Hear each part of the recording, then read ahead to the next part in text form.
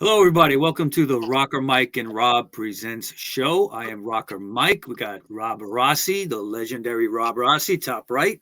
How you How's doing, guys? everybody today? Good. Okay, and special guest today is Eric Svirida from the rockabilly band The Mess Around. We're going to talk to him today about this pretty cool band that I happened to catch last month and fell in love with him right away. And here he is today. Eric, welcome to the show. Hey, thanks for having us on, guys. Yeah, cool. Little background. I was in Buckley's, which is a little dive bar location in Valley Stream in Nassau County in New York. It's right under the train station. Nice spot for it. And this was I guess it was around end of January, if I remember right. And they have a lot of rockabilly bands there. There's a promoter named Brian. I'm sure you know him, Eric. And he promotes a lot of these rockabilly shows. Any rockabilly fans, that's the place you want to go if you're in the New York area for this kind of stuff. And I actually was there to catch Laura Palmer with the Screaming Rebel Angels, and who we've had on the show too, and hung out with several times. But you came on before her, if I remember right. Yep. And I was kind of like, look at this guy. This is like some high energy rockabilly here, man. I loved it. So you're on stage, and I'm like, okay, let me look this up, and I didn't even realize that we were actually Facebook friends already, okay, which was funny, okay, and you're on stage, and I'm like messaging you, right, and then I'm like, all right, when this guy gets off, he'll see it, and we ended up talking, and here we are today, just a few weeks later. So I'm glad you're here, Eric. Thank you for coming on. Yeah, thanks again for showing some interest in getting into it. So I got to ask you, why rockabilly music? What is it about rockabilly? Well, I kind of think of it as just kind of a rock and roll band because we do a lot of different styles. I love rockabilly music. We play plenty of it as well, but there's just emotional music. Like there's a very cartoon version of what rockabilly music is, guys flaming, cars and all this crap. But like, there's some stuff that's just so emotional. Like, I listen to like Good Rockin' Tonight or Speed Limit, man. That like music makes me want to like, at the same time, rip all the doors off my house and cry my eyes out. So it's just a good hybrid sound. That's what I love about it. It's just a lot of different styles of music, especially the original guys that were doing it at the time. It's honky tonk, it's rhythm and blues, it's gospel, it's a little bit of everything. And that's kind of what I want to do with The Mess Around. Mm-hmm. Myself and the other guys in the band, we were very much a part of the traditional rockabilly roots music scene for years. But The Mess Around, I want this to be more of like a, not so much branding or like a subgenre, just like a good outlet for any type of stuff that we want to do. And like, we love rockabilly music, we like rhythm and blues, we love pop music, we love music from the 80s. That's why we'll do songs, Prince, Misfits, Replacements, things like that. It's all rock. It's all good rock and roll, man. Right, exactly. I got you. When you said there's like a maybe I'm just paraphrasing you right now, but like a kind of like cartoon version of rockabilly. Okay, it's funny because what that makes me think of is when the Stray Cats, who were like gods in that whole scene. Okay, yeah. when they got started, they were hitting this kind of like brick wall of not being taken seriously because of that kind of like cartoonish Happy Days, rockabilly or 50s music kind of thing that I think people sometimes don't take seriously. But if you know your rock and roll, it all started there, or at least in the late 40s with some country music and other things, and R&B. But it really is roots rock and roll impersonated, right? Wouldn't you say that? Yeah, 100%. It's American roots music, and like even way before the term rock and roll was even being used. You taking things from traditional jazz music, bluegrass and things like that, which isn't a million miles away from some European swing music or European traditional music. So it's just a good hybrid sound. Right. And speaking of European music, it seems that during the whole rockabilly period, even in going back to the 50s, and then there's been many revivals over the years where it's been more in the forefront. It seems that Europe is way more open to this kind of music than America, which is kind of ironic because it comes from America. Oh, 100%. I mean, they've definitely taken it, and I mean, again, like for them, it's like I also think like, especially in like England, places like that. But there was always very like scenes based around certain types of styles and things like that. Where I feel like in the U.S., it's just music. Music just came and went.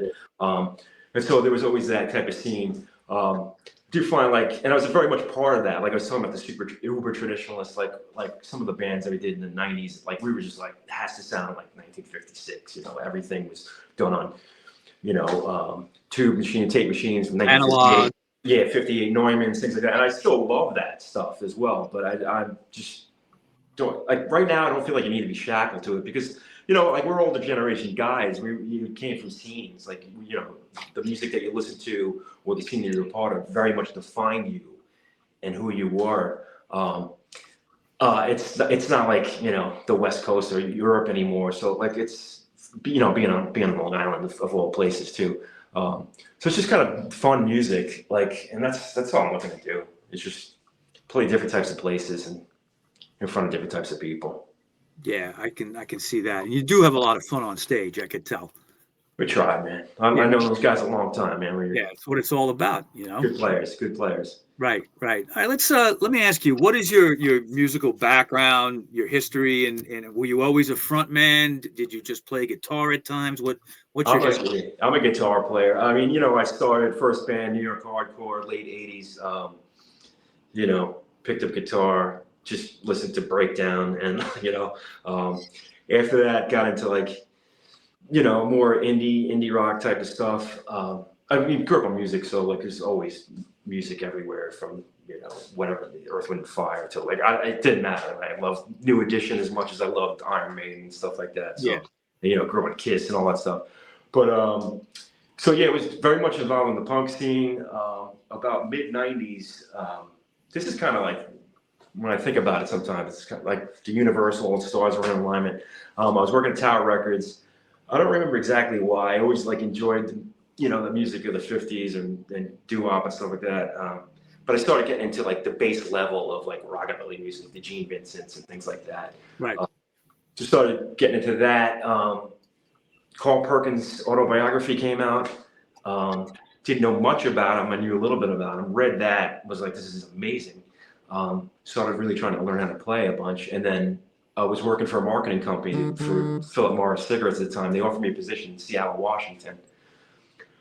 So I moved out there. Little did I know, I was moving to the West Coast, like during the height of the swing revival scene in the mid '90s, which, you know, like obviously LA, San Francisco was going off, but the Pacific Northwest had a very, very vibrant scene as well in Portland and Seattle. It was just crazy. So like, and I got there and I was like, oh, these guys are really doing it. These are like real bands are really doing it. And it was great because there was like so many subcultures of roots music. You know, you had your rockabillys, you had your mods, you had the guys that were to like gypsy, you know, Django Reinhardt swing music, the old honky tonk guys, the blues players, and they all kind of like we all supported each other, and like so I just got turned on to tons of different types of music. And so when I was there, that's when I really decided I was going to sit down and really study and learn how to play, and got into, you know, traditional honky tonk, traditional jazz, moved on to modern jazz. So I was always a guitar player, playing, but that's where I probably really cut my teeth the most, was during those years, because it was amazing time.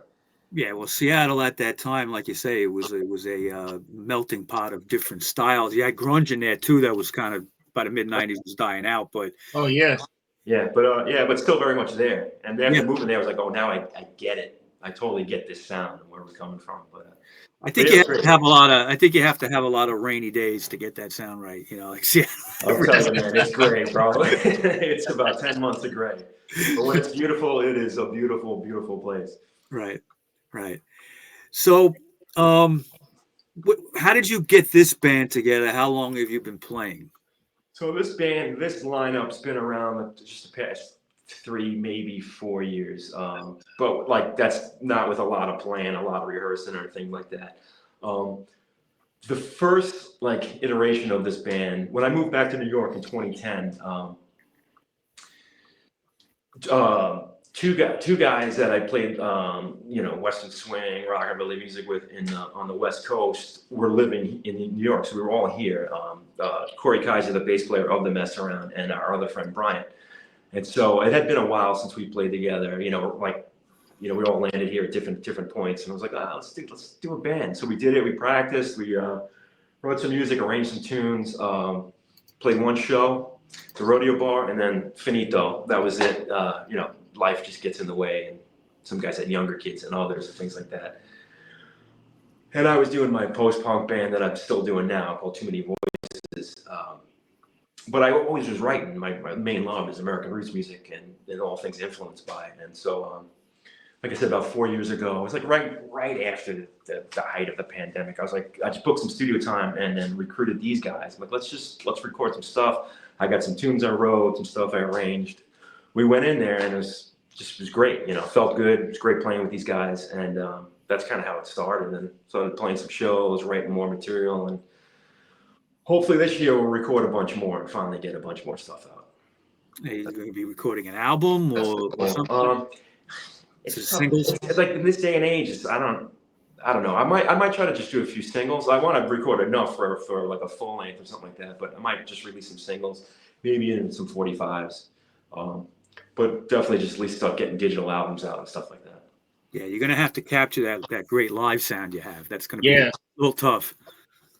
Yeah, I got the studio here though, my house, so it's good. We can kind of cut it live, and like for certain things, some songs are a little bit more dialed in, have a little bit more of a modern sound, if you will, for lack of a better term. But yeah, it'll be good though. It's good sound. It's a good group of guys and good cohesive sound, no matter what style we're doing.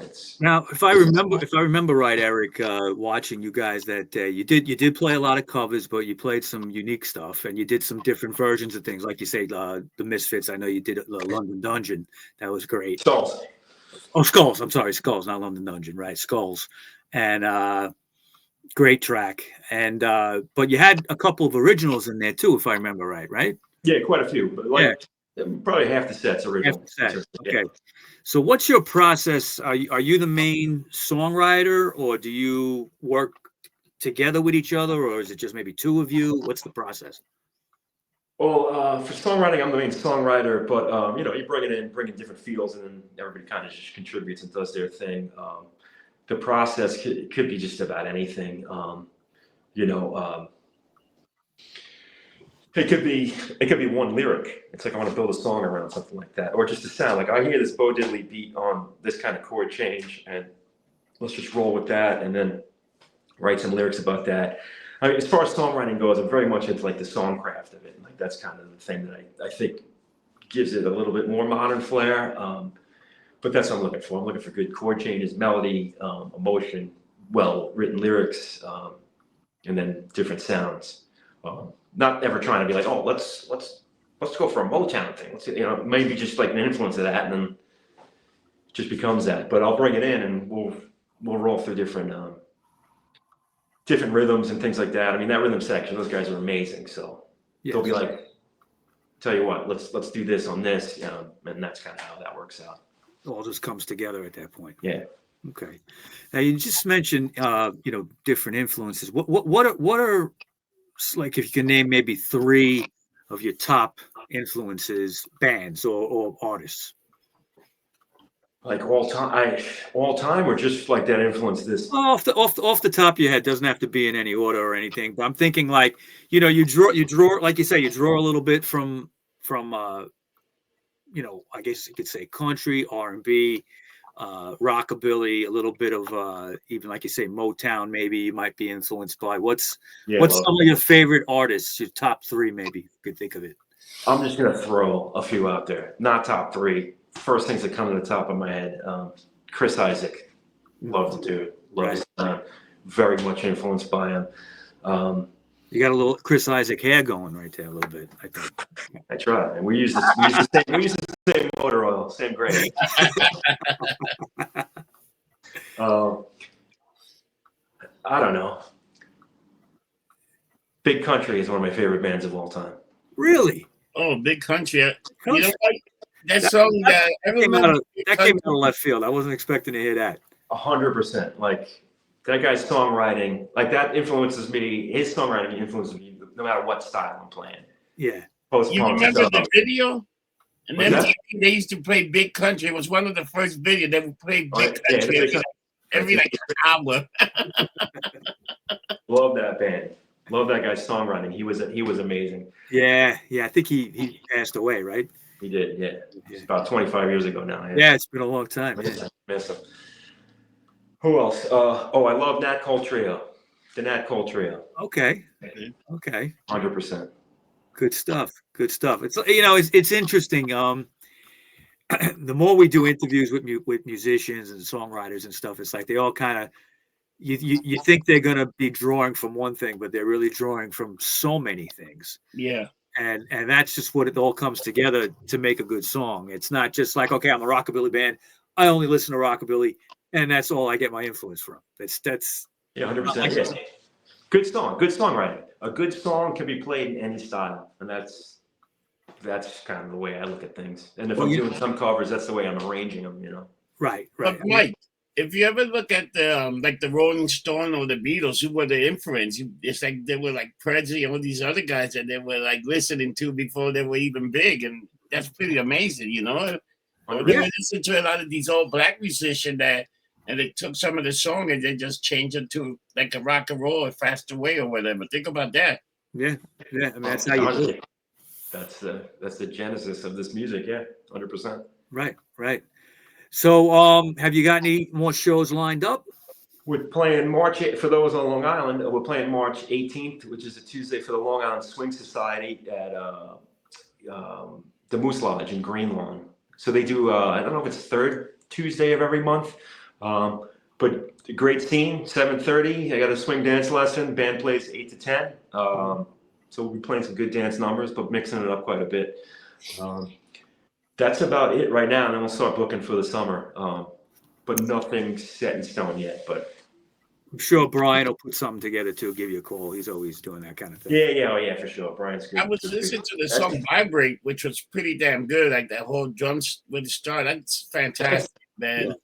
I appreciate that. Yeah, that song actually, it's just an arrangement that I did. It was a Max Self song that was recorded at Sun Studios, but never released. But a very, very different vibe. But that's like one like that. I was like, I heard that song. I was like, I hear like the Bo Diddley rhythm on that. And get the maracas going.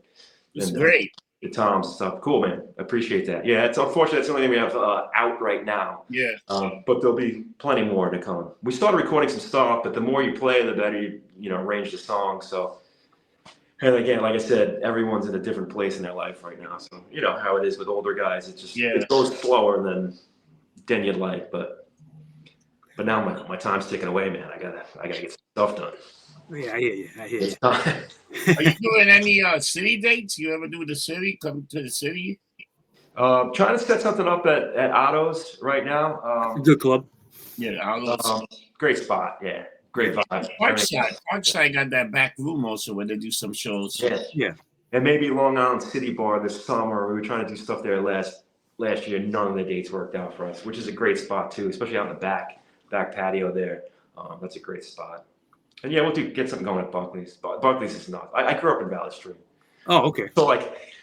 So back in the day, like you didn't go to Buckley's. Your mom was like, "Yo, when you go to the train station, you walk around." Yeah, it was a little rough for a while.